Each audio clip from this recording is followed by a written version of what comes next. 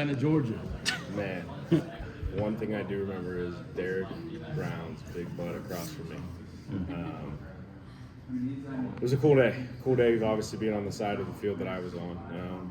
It was, as KB with Coach Burns will tell you, it was a heck of a year for Auburn at that time, and then the letdown going into that game where I think there was two different levels of motivation for two teams at that time. But it was a cool day. I remember that defense was coming. There was talent all over that place, all over that defense.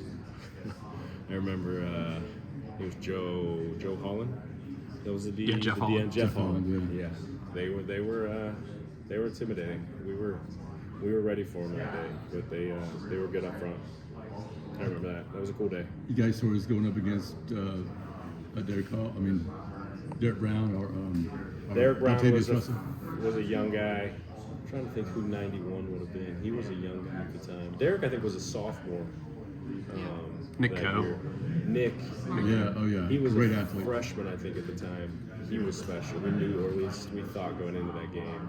The linebacker, 35, a little bit shorter guy. He was a heavy hitter. I can't remember, man. But that was a cool day. A cool day for where I was, and kind of sprung us on to 13 more wins after that the following year. Do you think you'd be a place like this 9 years later? Man, it's crazy. It's surreal. Obviously, being around really good people and Coach Golish and KB, and KB's always talk about how cool this place was when we worked together at Tennessee, and then being together this past year at South Florida. He'd always talk about this place and how special it was. And to be honest with you, it's all happened fast. Where to say I can imagine being here. I don't know if it would have been this fast, but it's a cool place for sure. I'm excited to be here. Yeah, it's got to be something really special to have as many folks that you've worked with all coming here at the same time. Yeah, obviously having camaraderie of your team from player to player, but being on a staff that's been together, at least on the offensive side of the ball. Coach Golish and I have been together. This will be year 7, I think, where we've been together. Coach Gordon, our offense coordinator, we've been together now. This will be year 4, season 4 coming together. And then KB and I spent time together at Tennessee, spent time together at South Florida, and now here. So it helps you get started, helps you get going, kind of get through that, even as a staff, get through that transition period so much quicker because you're kind of all on the same page. It's been good. So, Tyler, you inherited just 3 guys when you got here, right? What was that like? And what do you think about those 3? The trio? Man, those 3 kids, I give them all the credit in the world for sticking through and being here. Those 3 specifically, Kale, Ty, and Jacoby, they've been bright spots in that room just through these first couple of weeks. It's the unique piece, or I don't want to say the cool piece, but the unique piece. I've had some experience of doing this before. When we got to South Florida, the room was in a similar situation where we had to go take a handful of guys out of the portal, sign a big first high school class, just like we did here. So way more confident doing it this time around than the first time. But it's a group of personalities. I think we took the right approach of trying to go get guys that have played college football before. Obviously, we were able to bring 2 guys with us from South Florida that knew our system. One of them being a center. That guy and what we do is uber important. Cole Best. It's been super easy for our transition.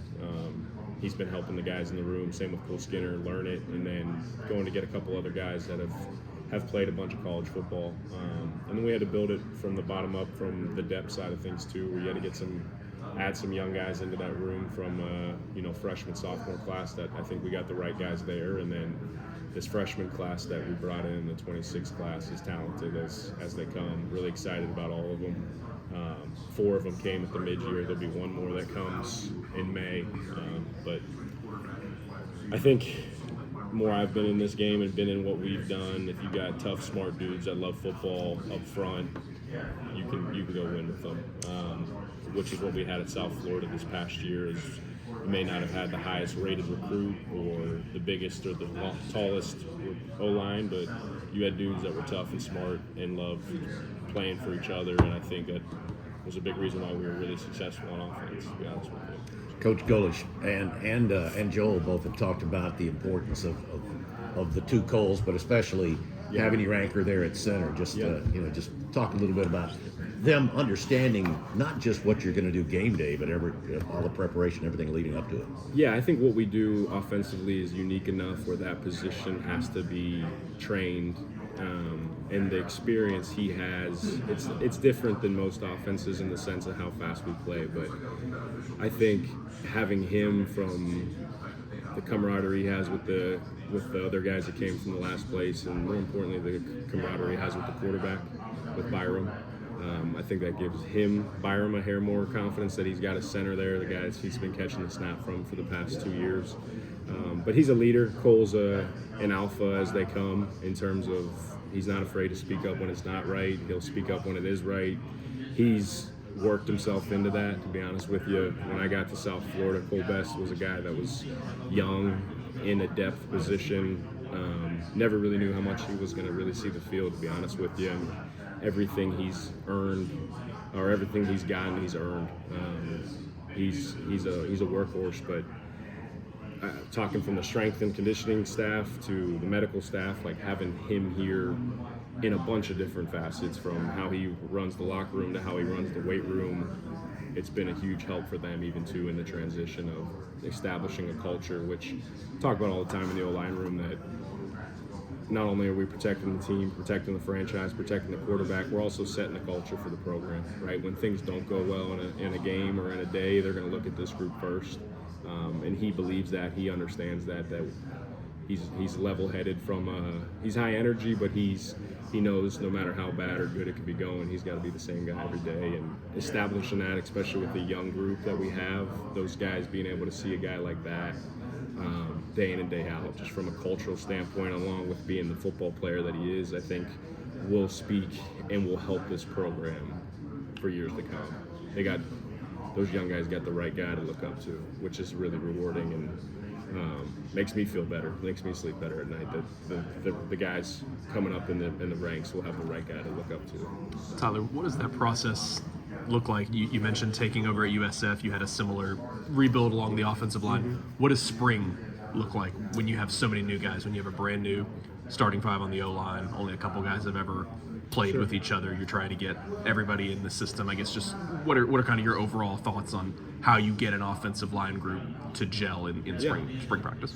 I think you're trying to figure out what you have to a certain degree. Obviously, us evaluating and being super thorough in our evaluation process in the portal and the high school ranks of what you think you have. But I don't think you truly know until you get to go see those guys do the stuff that you do, right? Figuring out what exactly, to the finite detail, what they're good at, what their strengths are, what their weaknesses are, and trying to continue to build the offense around them is really what I believe this off-season, spring, summer is about, where you can hopefully have your identity figured out before you ever get to training camp, especially up front. Not saying that every job's going to be penciled in or by that point, but at least have a good understanding of what your strengths and weaknesses are in the O-line room from a skill set standpoint. What did you guys see particularly out of those two tackles? You added more than just those two guys, but kind of the flashier ones, Joe Simmons from James Madison and Stanton Ramel from Michigan State. What made those kind of the bookends that y'all wanted to go after pretty early on in the portal process? Yeah, so Stanton, recruited the hell out of him when I was at Tennessee. Coach Golish was a big part of that too. So we had familiarity with the family. We actually were signing his little brother at South Florida as a D lineman, so kept in touch with the family a bunch and just always checked in on how Stan was doing. And I knew when he hit the portal that being closer to home was something that I think he wanted, and he wanted to play in the SEC. He wanted to play in the best of the best. He's got, his years are numbered with how many he's got left, and he wants to go, I think, prove to himself more than anybody that he could go do it at this level. And I just, from what I saw in him, he's uber athletic. He's polished in a lot of ways from just feeling natural movements as an O-lineman. He plays hard. You talk about one thing we look for is dudes that play hard and are tough. That's him from a skill set standpoint. And then Big Joe, A guy that came on later on in his career. Stanton started early on in his career, was his captain as a sophomore. Joe, really this past year, James Madison, is when he really got his fair share of being the main guy at tackle. And seeing him compete against like opponents that you'll play in this league was impressive. He is big as they come, athletic, got great length up top, which some of those traits that we look for from a body standpoint at tackle, he has. But same thing, the thing that hopped off the tape at me the most watching him was how hard he played. Whether it was good, bad, or ugly, he was playing through the wet of the whistle. He was playing hard, which we're going to pride ourselves on out effort and people in this room, and those two dudes, that above anything, that's what you saw on tape. So I think